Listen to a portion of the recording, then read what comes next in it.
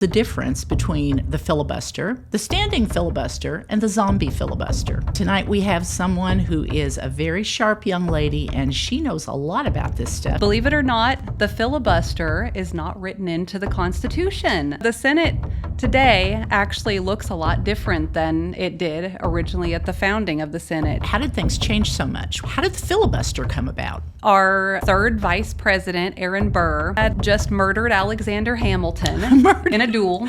Oh my God. He had engaged in potential treason, and he was, I guess, trying to start his own country, created effectively the filibuster. The U.S. Senate had become a combat zone. A South Carolina Democrat senator slammed his metal-topped cane onto the unsuspecting Sumner's head again and again and again. Brooks just walked out without being detained, or resigned, but was immediately reelected.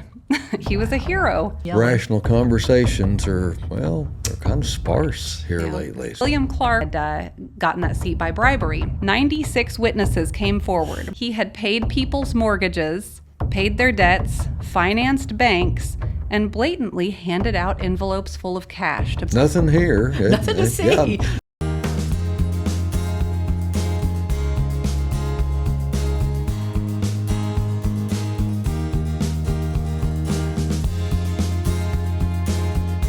Welcome, everyone, to the Patriot Project on Mugwump Media. Thanks for joining Kevin and I today. Hi over there, Kevin. Hello, Wanetta. Now, we got somebody in the studio with us, too. We're going to introduce her in just a moment. Now, as you all know by now, the SAVE Act, which, of course, it was passed in the House last week. This is Wednesday the 18th, so it was passed last week, a week ago tonight, and it is now in the Senate being considered, of course. Now, the principal things about this bill, it is to show voter ID. It's for showing proof of U.S. citizenship just to register to vote, and also prohibiting mail-in ballots except for illness, disability, military, or travel. Kevin, why would anybody be against that? Well, I can't think of any reason. Do you want me to come up with something or make something up? There's plenty of Democrats that will do that. Okay. Well, I'll leave it to them then. Yeah. Anyway, here's the latest report, as I'm sure you all, of course, you'll be seeing this on Saturday or Sunday, but as of today, Wednesday the 18th, Susan Collins, of course, the very fickle senator for Maine, you guys know about her, and Lisa Murkowski, her friend, she's announced that she will vote for the SAVE Act, so we now have the votes to pass it. That is, if the zombie filibuster is done away with. Now, I know that you all are probably wondering what in the world is the difference between the filibuster, the standing filibuster, and the zombie filibuster. There's a lot of confusion as to what in the world, why is it such a big deal? What does it all mean? And has this been the rule since 1776? Well, like I was saying, tonight we have someone who is a very sharp young lady, and she knows a lot about this stuff. She's been doing a lot of research.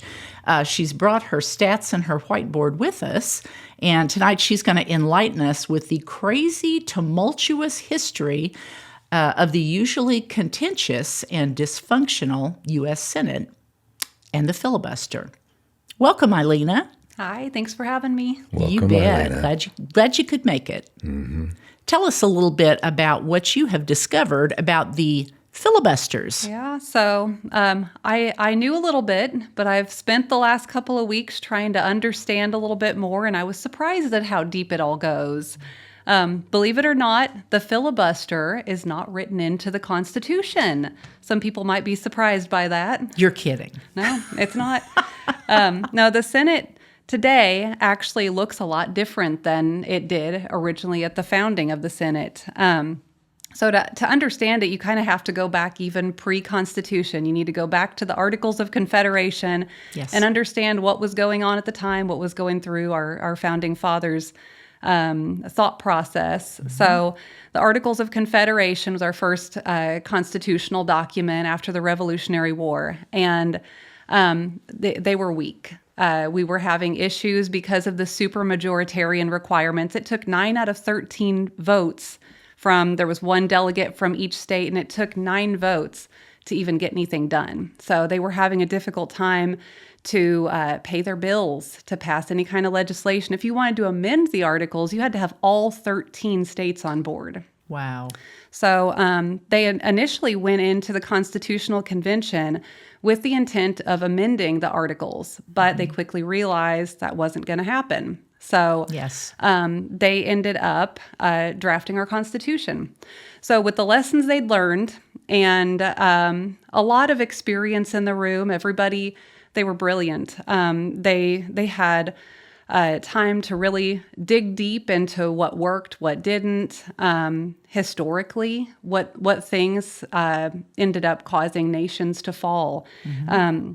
They had a lot of talks about what kind of government do we want, and one of the things that they talked about was, do we want a democracy? And they had a lot of things to say about that. They did not want a direct democracy. You hear a lot of politicians saying we need to preserve our democracy. Yes.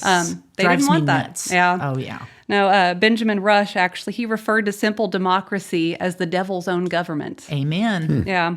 Yes. Wasn't a fan. So because of everything they'd learned, they put a lot of checks and balances in place. The executive checked the legislative, which checked the judicial. And we have a bicameral legislature. Now, the House of Representatives, of course, is elected by the people. But the Senate actually was supposed to be elected by the state legislature. Something else that a lot of people just don't know. Yes. In the Constitution, it originally said that the senators would be chosen by the legislature thereof. So just right from the get-go, we have a very different Senate makeup than what we initially were supposed to have. What was the mindset that prompted them to do that? Yeah, well, they were concerned about mob rule, that direct democracy that they were so concerned about. They knew that if we didn't have an educated and moral public, and if we didn't have an honest and free press, that things would not go well. And so you've heard the quote before, James Madison in Federalist 51. Everybody's heard the quote, "If men were angels, no government would be necessary." Wow. So, in other words, people are flawed and corruptible beings, and we tend to need guardrails so we don't destroy ourselves. Yes. Yes. Yeah. Yes. And morals. Yeah. Morals. There has to be a standard. Yeah. Okay, this is understandable. So this is how it was intended to be. So how did things change so much? How did the filibuster come about? So, the filibuster actually reared its ugly head starting not long after the Constitutional Convention. 1804, our third vice president, Aaron Burr, probably our worst vice president we've ever had, though there are some runners-up to that. I think we got some contenders. Come on, Harris. Yeah, we got a few. He had just murdered Alexander Hamilton in a duel. Oh, my gosh. It was a duel. It was legal. Did they at least haul him off? No. It's different days. Stay. He had murdered Alexander Hamilton. He had engaged in potential treason. The Louisiana Purchase had just happened, and he was, I guess, trying to start his own country. I don't know what his plans were there, but he was on his way out when, in 1804, he came to the Senate and was leading the Senate, presiding. And he told the Senate that they had too many rules.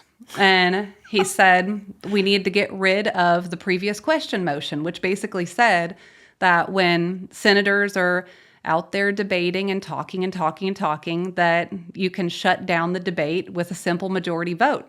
He thought that needed to go away.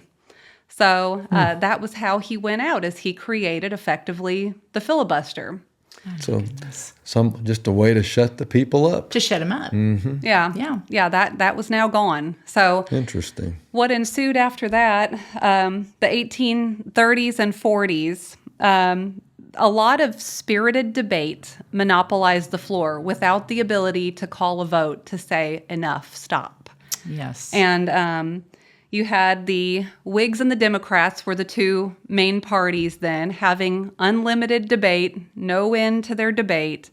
A lot of heated feelings back then. Ill will, so to speak. And I have to ask, because we now know we've got a few independents, but it's mostly Democrats and Republicans. And boy, can you tell the difference between those two parties. So I must ask you, of the Democrats and the Whigs, so which one was the conservative party? Well, compared to the parties we have today, they both would be more conservative than anything we see. Yes. Yeah. Oh, yeah. Kind of frightening to think about. Very scary. That's true. Yep. But yeah, so following that time, then comes the Civil War. And you were telling me something that you'd read about the Civil War. Yes, yeah. What you're talking about, the Whigs and the Democrats, the craziness, 1830s, 1840s. Well, by the time you got to the 1850s, folks, keep in mind that the Civil War had been brewing for quite some time. It was a time of turmoil leading up to the Civil War. And James Buchanan, he was the last Democrat president until Grover Cleveland. Mr. Mugwump, in 1884, was put into office because of all the crazy corruption that Aileena is talking about. But he was in office. He served one term as president beginning in 1857. He presided over, I didn't even know that this existed, but he presided over the 1857 Depression.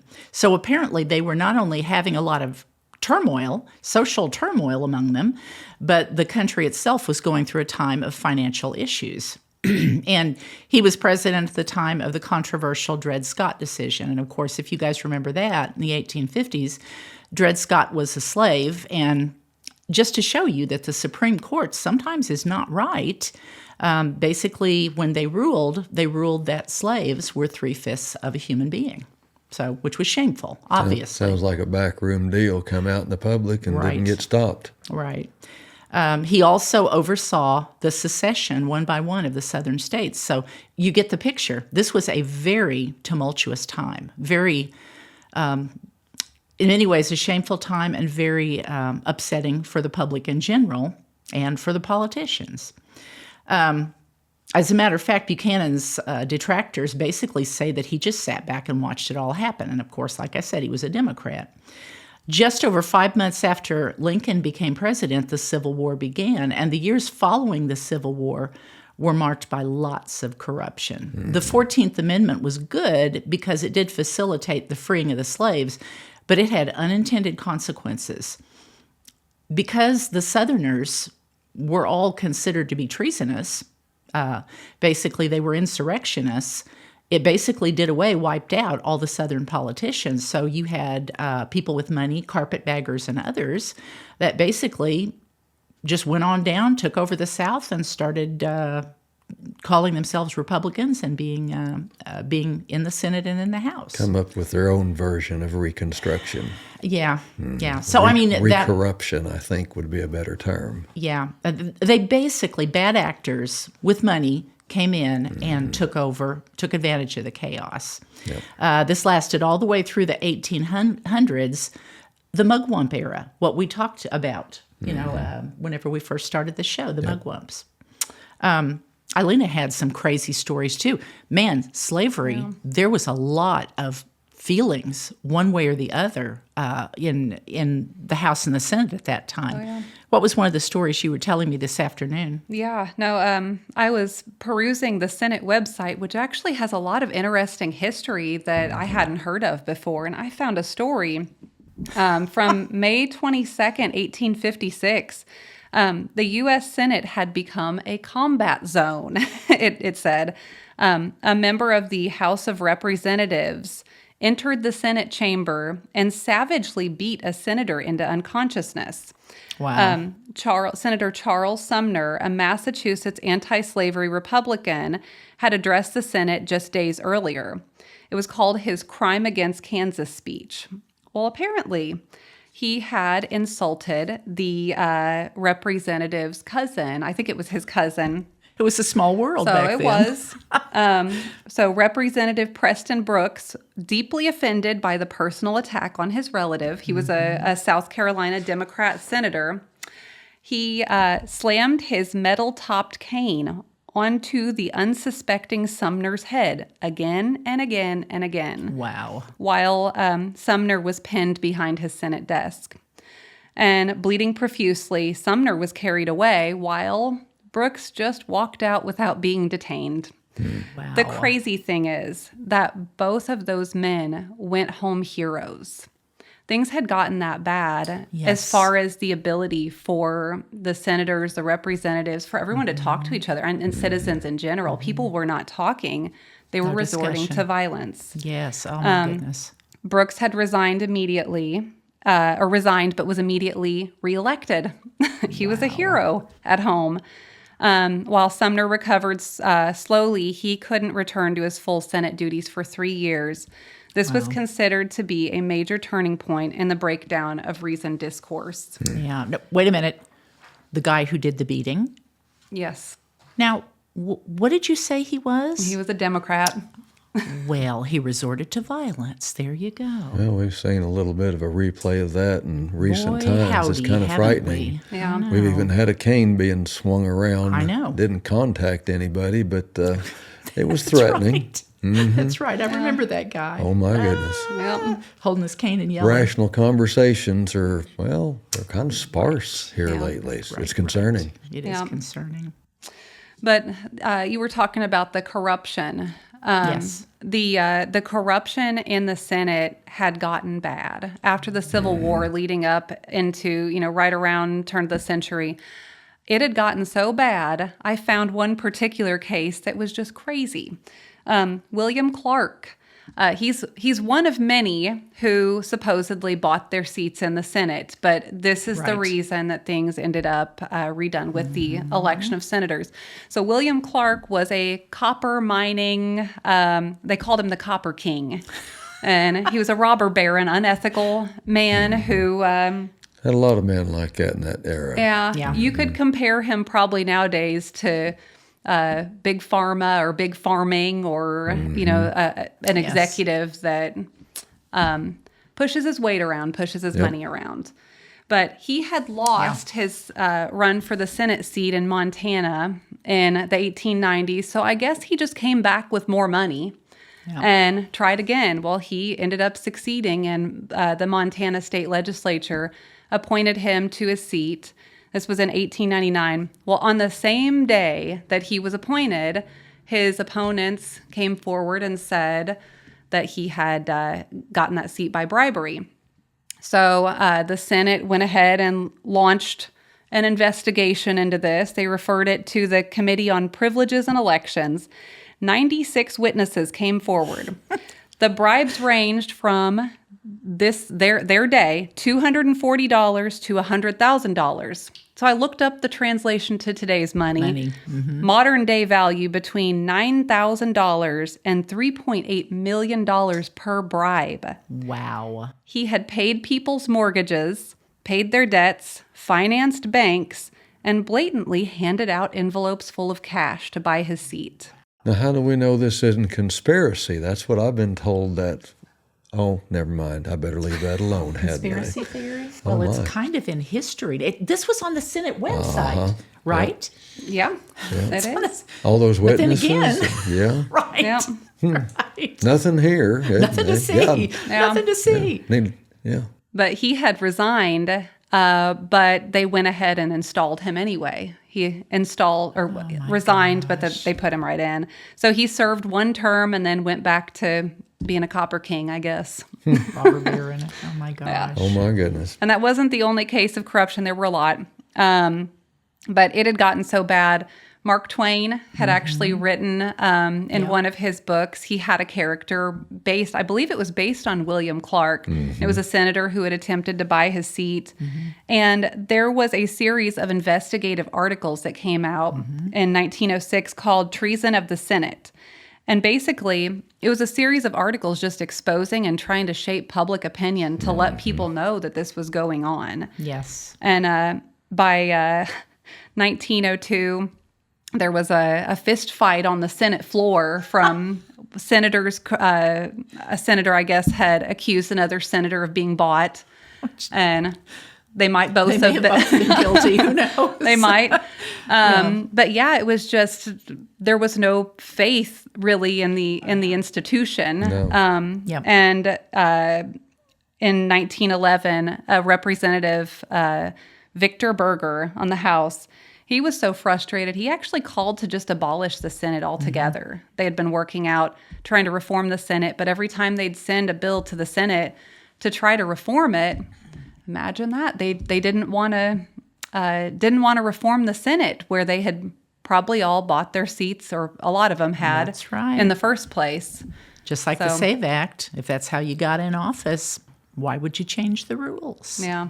I wonder if Mark Twain could reuse some of his writings and his stories in this day and time. He was around for a while. He actually propelled some of the change. Yeah, He did. and ironic, Him and the Mugwumps. his books are banned again today. They were, it's odd.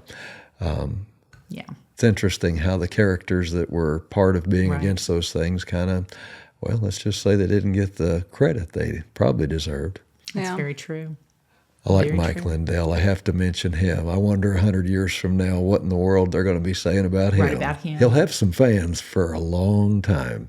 I'm a fan. They'll look at what he did and they'll love grin and they'll say, wow, he was a character. Oh, yeah. Mark Twain was a character. Yeah. Yeah. Absolutely. Yeah. Yep. But yeah, the Senate had gotten to the point where eventually the states were calling for procedural, basically popular elections, and were trying to force public opinion to sway the Senate to do the right thing. And they had been working on the Convention of States, and they were 3 states away from calling a Convention of States before the Senate finally relented and said, okay, we'll go ahead and make some changes. Before the rug's yanked out from under them all. Yep. Yep. So the 17th Amendment ended up passing in 1912 and was ratified in 1913. So by 1914, we were having direct elections of the Senate. And I brought something interesting. The citizens were electing rather than having the state Yes. representatives appoint them. Yes. A lot of the safeguards had been abandoned and abolished. And Yes. yep. Yeah. And we'll have to throw this up on the screen, but I found an article from Constitution Daily, because anytime you have that big of a change, something that the founding fathers thought was so important to write about how an election was supposed to be done. And then you go through all these problems, and sometimes problems need solved, but there are unintended consequences sometimes to them. Oh, yeah. So I was curious and looking into it. So Constitution Daily, they answered the question I have. So what would the U.S. Senate actually look like today if the 17th Amendment hadn't been passed and if our state legislatures were still appointing? Because, we have a lot of, if you look at a map of the state legislatures, it's pretty red. And so they wrote, the answer is simple. It would probably be much more controlled by the Republicans, with a good chance it could be a filibuster-proof majority and a chance it could be veto-proof. And they went on to write, this was an article from 2018. So they looked at the current composition of their state legislatures in 2018 to see how it would break down Republicans and Democrats. They came to, it says, that would roughly translate to 64 seats for the GOP in the current Senate. Wow. 64. And I went through and I made my own calculations because it's changed a little bit since 2018. So I came up with 62 Republican seats in the Senate and 38 Democrat seats. If we had never done the 17th Amendment, if they were still being appointed Yeah. by House members. Which maybe in the they would Senate- all in be the bought and it state. wouldn't matter. I don't know. I know. I know. What caliber of senators would we have? Who knows? But it's just an interesting thing to think about, too. Yep. There have actually been attempts to repeal the 17th Amendment from people with those same questions. Yeah, no, absolutely. Yep. And the founding fathers were afraid of it. That was one reason that they made it so hard to change things, and they wanted to make sure that all the colonies were represented, and that in order to, you couldn't just ram something down somebody's throat. Yeah, they didn't want Mob direct rule. democracy. They wanted the states to have the representation. Yes. And when a senator is running the same way as a House of Representatives member is running for election, they're not necessarily thinking about the state interests, which was the intended way the Senate would be. They would deliberate and they would think about the state's interests, and that's what they would bring to deliberate on the floor. But instead, they're thinking about how they can get elected next. Get reelected. That's right. What kind of things can they give away, or how can they buy votes, manipulate the sentiment of the public? Yeah. Get something tacked on a bill to make you more popular. Well, and the whole purpose, I think, was to slow government down, because things need to be thought through and things need to be considered. And the decisions people had assumed they were going to be making were long-term. Yeah. And it seems like we've got so many short-term things here, and there's so many of them that they bring, and they'll throw it all in a pile, they'll mix it all up, and then they'll hide it under something that's a big, important bill.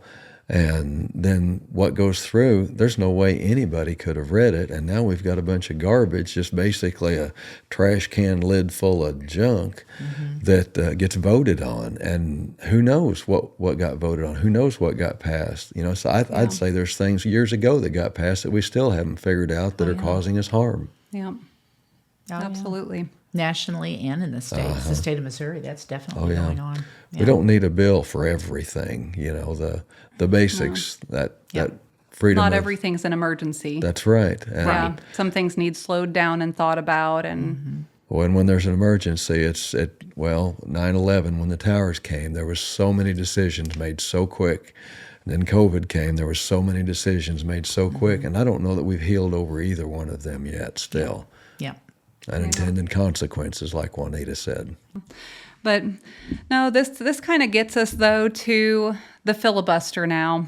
So I know, talked about a lot of other things, just because it's important to understand where we came from and how the function of the Senate has changed. But the cloture rule, as we know it, really began in 1917.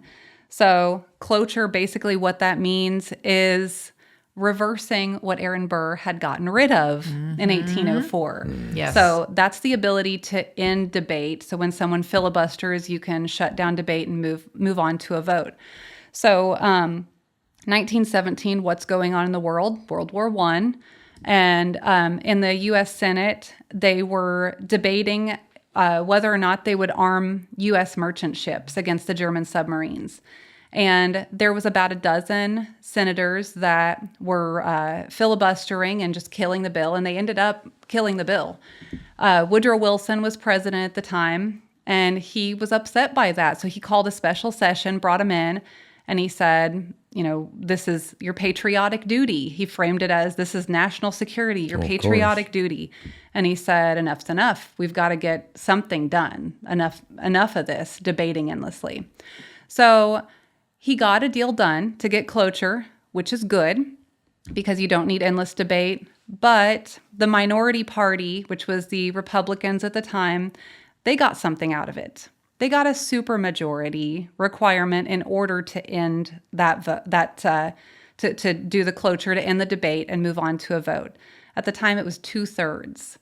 So that goes entirely against the founding fathers' vision for being able to get everybody on relatively the same page. Yeah, looking at the common good and having the voice of the people being brought into the decision. Yeah. It essentially restored the mechanism, though, for ending debate by the minority, but it caused a lot of issues moving forward. In the 1930s and 40s, filibusters continued, 30s through the 60s, filibusters continued to be used after that cloture rule. It didn't stop anything, didn't really change a whole lot. You had Senator Huey Long use the filibuster several times, reading recipes and reciting Shakespeare. And then the more famous cases of filibuster that we know in modern history, Strom Thurmond everybody knows he filibustered. I think he has the second longest at this point filibuster. It was over 24 hours that he filibustered to stop the Civil Rights Act from moving forward. And Oh, wait a minute. What was the letter after his name? yep, he was a Democrat. A Democrat. Yep. He didn't want civil rights during the 60s. Go He didn't. figure. Yeah. What kind of sacrifice did he make to hold the floor, Aileena? Well, if you're referring to how he used the bathroom during that time, I did look into that, and it's I wish I didn't know. He apparently he went to the sauna before the filibuster to dehydrate himself. Okay. And then during the filibuster, he apparently kept a bucket in the coat closet and would seed the floor for just a minute for a clarifying question so that he could keep one foot on the Senate floor and go to the bathroom. And apparently the only reason that he ended up stopping was he was worried about kidney damage, which is a valid concern. Oh, and it became a something that would harm him. It was, well, I'm done. Yeah. Yeah, okay. There you Yeah. go. Wow. No, valid concern. Yep. But yeah, no, the majority of the filibusters used though during What the a sacrifice. What a sacrifice. yeah, no, the majority of those filibusters used though during the 50s and 60s, those were the standing filibusters, but they still had that supermajority requirement from 1917. So the modern filibuster, as we know it today, though, actually came in 1972. And this is where the zombie filibuster now comes in. Zombie filibuster. So, Shouldn't we be concerned about something named zombie just from the onset? Pretty creepy. Yeah. Pretty Yeah. creepy. Oh, my. yeah. No, it basically, the zombie filibuster, it just means you can filibuster without talking, without having to do a thing. It's also called the silent filibuster. I guess it's to save kidney disease or so. I don't know. Yeah, to save your kidneys. Yeah. Yeah, no, what it did is the Senate adopted new changes to keep the Senate floor from being tied up by filibusters. They wanted to continue on with business as usual. And so instead of having somebody physically occupying the floor, they thought it would be a good thing to just declare your intent to filibuster and then everybody can move on. And no need to tie up the Senate business. So They got all their little pet projects they got to get all filed underneath the big pile. So, yeah. Yep.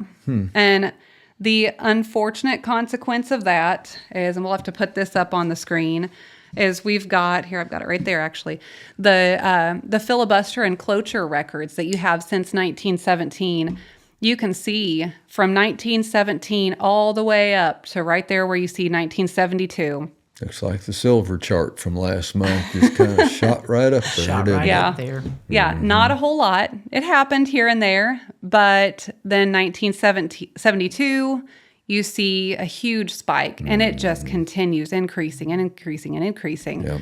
And by the time that you get to the last like 10 or 15 years, I mean, everything's filibustered. Yep. Everybody's so divided that you can just, as the minority party, declare your intent to filibuster and kill whatever you want.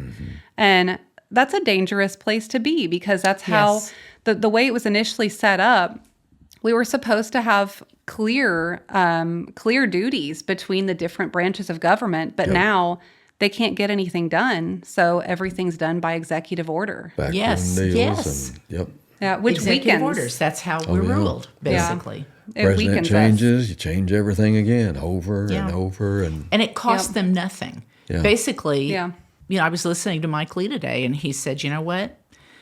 We can have a standing filibuster. I'm okay with that. Let him get up there and talk. Yeah. Let them tell America to their faces Yeah. on video why they don't want voter ID.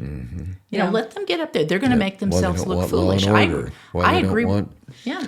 healthy food, why they don't want chemicals stopped from being dumped in the sky. Yeah. Yeah, as in the state of Missouri. But Oh, yeah. basically, they let him get up there. And his point was, he said, yeah, it might stop us for a little while, but this is worth it. Because if we don't have this, it's very possible that our country's gone. Yeah. Yeah. And Yeah. in the Federalist Papers, Our founding fathers warned us specifically about things like this, and people would do well to go back and read some of this because it's like they knew. It's like they knew, men are did. not angels. You have to have guardrails. And in Federalist 22, Hamilton argued that a supermajority lends itself to corruption more so than a simple majority. Yes. Possibly even by foreign governments. Yes. Because the amount of representatives needed to corrupt and create gridlock would be fewer than in a simple majority, especially in emergency situations, like you were talking about. Yep. All you need is one senator Yep. to go stop legislation. All you need is, even in a party that's in control, you just need a handful to agree to not vote on something or to abstain from a vote. And so a simple majority requirement gets it back to everybody having to get on the record. Yep. What do you believe? Why do you believe that? Stand up and speak.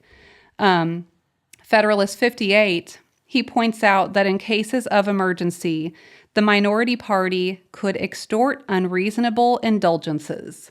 When I read that, I thought, oh my goodness, the earmark spending. Oh, yeah. Yes. All the Nick Shirley videos, all the pile things of papers Oh, yeah. that get slid in. Yep. Yeah. Yep. So how much extra spending are we doing? How many, how much corruption are we letting slide under the radar because of the filibuster? Because we're the supermajority requirement and them not even having to get up and speak. Do nothing. That they're able to just extort the other side, or maybe they all don't care. I don't know. Well, one of the basic jobs of the Congress is to set a budget. When's the last time they set a budget? It's always an emergency, and it's always winds up a lot of drama and a pile of papers and Ditto. Yeah, they've stopped. It has stopped the people being represented. It stopped the work of the people. And it's Well, and what Aileena go ahead. what Aileena said that really rang home with me. I think of all these people like Ilhan Omar, and Pelosi and all these people in Congress that go in without a whole lot of money, and they come out filthy rich, and they camp out for their whole lives. That was never intended either. No. They get in there, the insider trading. It reminds me of during the Mugwump era. Yep. It really does, and it has for quite some time. Well, before the 17th Amendment had passed, the state legislatures were supposed to be sending the best of them. And so it was a rotating door of senators coming in. Maybe they'd stay a few terms, but they weren't just getting in office and then just staying put. They didn't require... And bankrolling. Yeah, they didn't require... extra assistance to be there as a senior citizen. They would hand the torch off. Yeah. It was never intended to be the way that it is, where they just stay put. Well, this is I wouldn't say it's depressing. It's definitely revealing, and it's more of that exposure. And you know what? The more we learn, the more we realize we've got a lot of work to do, and this is something that needs dealt with. Oh. We've got representatives that we've got a few in Missouri. Mike Moon, kind of unpopular, but he talks about single item bills and the Constitution, and it's good to hear some of our representatives in the state and even nationally. There's some of them talking about we've got to get back to the basics of government. We've got to go back and start representing the people. And the more we learn about this stuff, the more I think it's good to know. Well, and now you guys know. There's no doubt. I mean, they can snow everybody all they want, and tell you, well, it's tradition, it's decorum. This is the way it's always been done. No, it's not. The main reason that it's done the way that it is now is because of all the mess that was and corruption from before. We need to get back. We need to get back to at least get rid of the zombie filibuster. And if they do, this should pass. I say no zombies. Yeah, we just need to get rid of the zombies. Enough of the zombies. I think there's but now some you know. And if somebody asks you, now you know what a zombie filibuster is. Well, and do you want to talk about how it can get done? Yes. How can it get done? It's not impossible. All it takes is for Senate Majority Leader John Thune to bring a point of order, and he can suggest this rule change so that they can go from the supermajority, it's not a supermajority, but the 60 vote threshold down to a simple majority. It's that easy. They could do a rule change that way. Another senator, from my understanding, can also bring it to the Senate majority leader and say, hey, we want to change this. Can we have a vote? So those are considered, I believe, the nuclear option. But Senator Mike Lee has also been talking about another way, which I'm not familiar with, where he says you can just enforce the rules that are already on the books. Yes. So there are a lot of things like that can be done. There are rules that have just gotten ignored for a long time, and then conveniently other rules that get enforced, and they treat them like they're untouchable. Oh, yeah. Institutions of government, like you said, that have been there since 1776, and they've not. They've No. not. They've not. No. And maybe it will mean that we need to be talking to some people and calling John Thune's office too. We'll see. Yes. We'll see what happens. This is getting back to the way, this is closer. This would be a step closer to the way that things were intended to be. Not perfect, but it's closer. It's a step, Better. one step at a time. Better, for sure. Yeah, debate is good. We live in a fallen world, but we've got some pretty good rules and guidelines if we'll follow that. Things will be good. That's Yeah. for sure. Aileena, thanks for joining us today. Yes. Magnificent job. Thank you for having me. You Yes. bet. You bet. Where are we at now? This is our turning point. And I think we're at a precipice, folks. It's a time of exposure and a time of decision. Charlie knew that. I think a lot of people know that. A lot of our younger generation knows it. I believe that this may be maybe the only time in this generation that we're going to have to identify and return to what was originally intended. Like Aileena said, to have an educated and moral people and an honest press, and to actually do work for the people. Well, folks, thanks for joining us for this amazing history lesson on the Senate and the filibusters. There are multiple filibusters. How would we have known that if she hadn't told us? As in all things, it seems we have to have a clear picture of where we've been before we can discern where we need to go in the future. Now, hopefully our Senate leadership can see that big picture and make the right decision to pass the SAVE Act to save our country.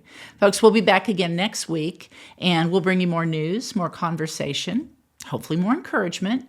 We're always going to try to keep you informed, inspired, and always, folks, stay independent. God bless.